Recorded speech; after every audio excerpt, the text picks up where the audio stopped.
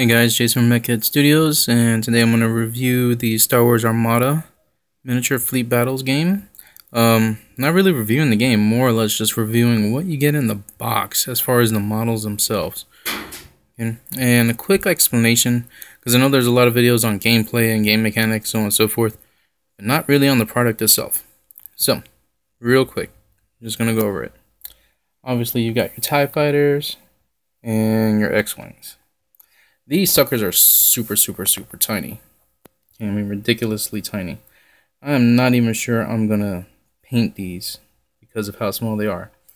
Now, if you'll notice, the TIE Fighter wings are kind of bent, kind of bowed out. Okay? The lead TIE Fighter, as you can see here, is really bent.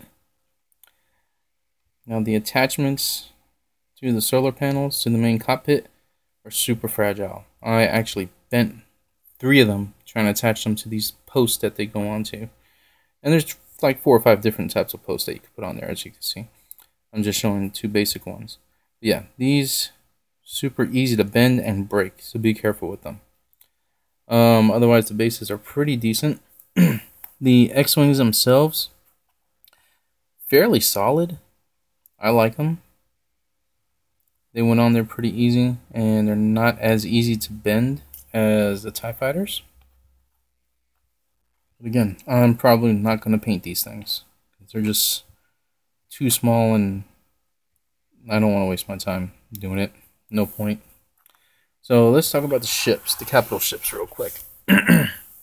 Okay, so obviously in the box set you got your Corellian Corvette, Nebulon B frigate, if this thing would focus a little bit more, and your Victory 2 Stardestroyer. So they're not bad. Here's the problem with it. You're going to have to do some fixing right out of the box. Okay. Let's see if I can get him out. Okay, so basically they attach to the base with this little hook right here. I really wish my phone would focus better. So anyway, yeah, they attach to the hook right here, which will go into this slot, which isn't really explained in the instructions.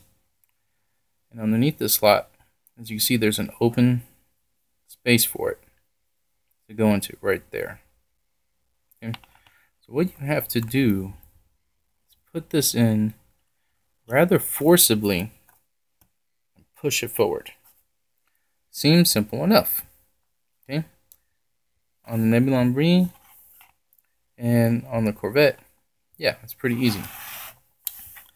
With your Victory 2 Stardestroyer, this is a pain in the ass, because this part is not quite wide enough to fit in there.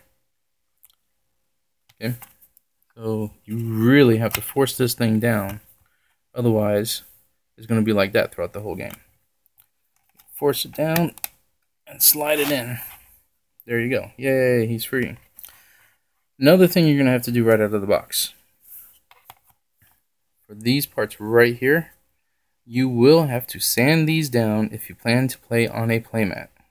Okay, my son Anakin and I started setting up earlier, and I noticed as soon as we started sliding it, it wasn't very smooth. It actually snagged on the game mat itself and pulled up a piece of thread. So yeah, I had to spend, and it doesn't take very long, maybe like 30 seconds to sand it down smooth, because you know it's coming out of a plastic mold and it's going to have little pieces of flash. But on the smaller ones, they weren't so bad. On the Super Stardestroyer, this is, or rather the Victory 2, this is what really got caught. I mean, literally, I went like that, and I was stuck. Pulled it up, and a big piece of thread came off right on this part. So, yeah. Just be prepared for that. Now, something I was debating on showing you or not. So, there's rumor that there's supposed to be a Super Stardestroyer coming out. Okay? And it's supposed to be something like $50-$60, and it's not as big as this. So, let me show you something real quick. Okay, now remember, Star Wars, this Corvette was able to fit inside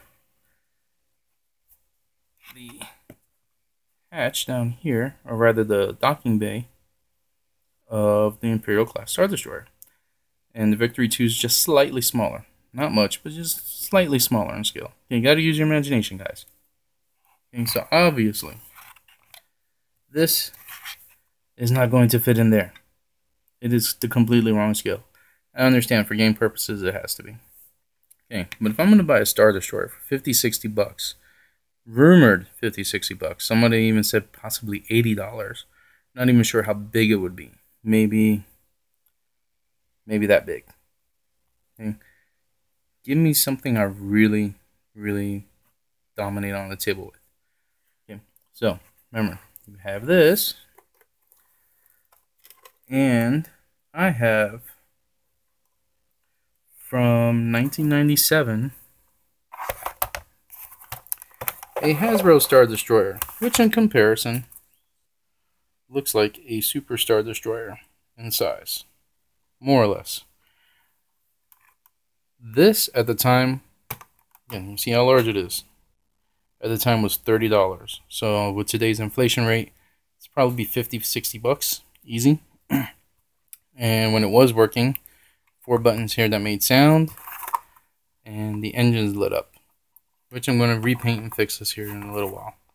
But anyway, so I'd rather spend $50-$60 for this. And yeah, as you can see, it's got lights all along the hull and whatnot. This is where the docking bay should be. This part has been lost, battery compartment. But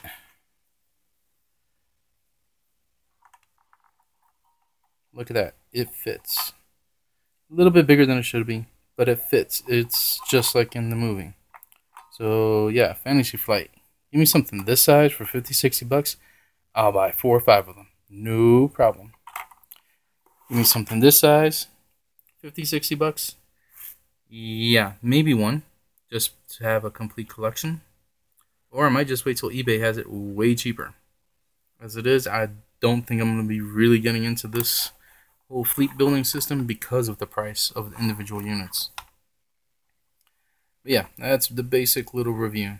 Everything's nice, don't get me wrong. TIE fighters have a decent detail to them in the cockpit.